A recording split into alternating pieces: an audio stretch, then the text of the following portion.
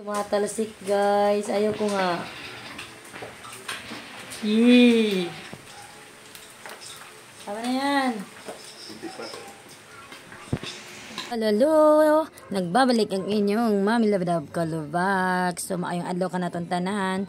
So, ngayon, magluluto tayo ng pinakamahirap kainin na ulam.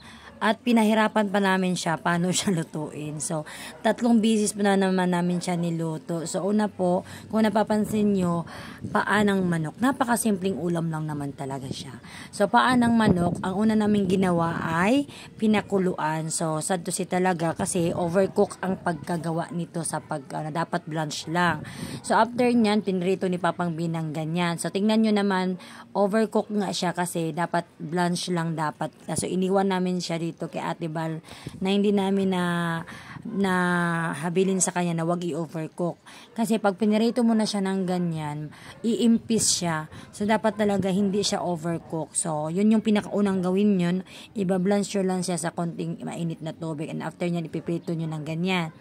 And then, after maprito, sinalang na naman namin siya ulit sa pressure cooker para lumambot siya at timplahan natin siya ng kung tuyo, kasing tuyo ng utak ko, suka, kasing asim ng kilikili ko, ketchup, na favorite niyo kaya kib-kib. So, lagyan nyo lang siya ng paminta, kung anong gusto nyo panglasa na gusto nyo ilaglag. Pero sa amin, yun lang, napakasimple lang.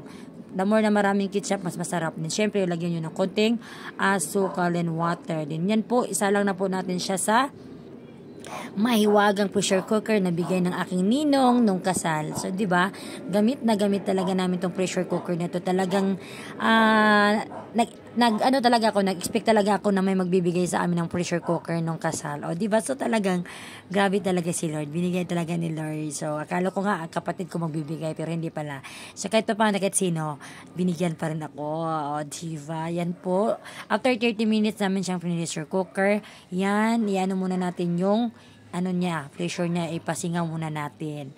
Kasi mahirap na, baka mafutsukan tayo, diba? So, after 30 minutes, buksan na po natin. Tiyada, ayan na po ang 3 beses nilutong paa. Walang pinagkaiba. Lasang adobo pa rin siya na, pero makakain mo na yung buto sa sobrang lambot. So, yan na po. Plating na po tayo. Try nyo po to. Try nyo po to mga mamshi.